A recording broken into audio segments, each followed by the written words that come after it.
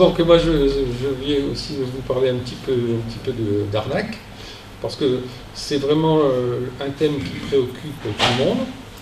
On voit bien avec la SECO là, qui va lancer des formations, mais ça préoccupe aussi les pouvoirs publics. L'arnaque est souvent très sophistiquée dans sa conception. Les entreprises et les associations sont fréquemment victimes d'arnaque, les médecins aussi. Enfin, en gros, tous ceux qui ont des fax sont souvent victimes d'arnaque.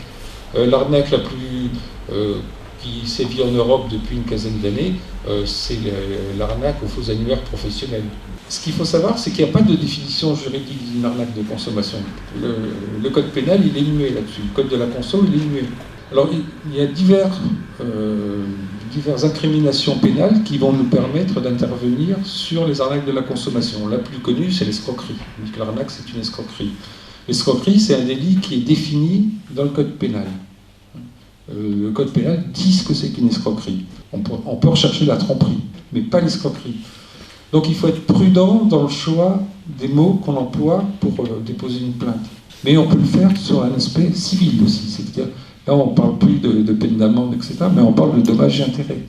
Vous avez commis un acte qui me porte préjudice, donc je vais demander réparation de ce préjudice devant une juridiction civile et dommages et intérêts. Comment prévenir les arnaques ? Alors moi j'avais listé un certain nombre de points. La première, c'était renforcer l'information du consommateur. Et comment renforcer l'information du consommateur? Alors ça a interpellé les pouvoirs publics qui ont procédé il y a peu de temps à une recodification complète du code de la consommation.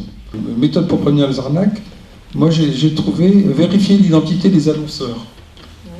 Depuis peu, il existe un site qui s'appelle blocktel.gouv.fr qui vous permet de figurer sur une liste rouge qui est censée éviter les appels de toutes ces sociétés. Voilà. Et puis la dernière arnaque qui est aussi, c'est les gens qui vont vous conduire à payer sur un site frauduleux.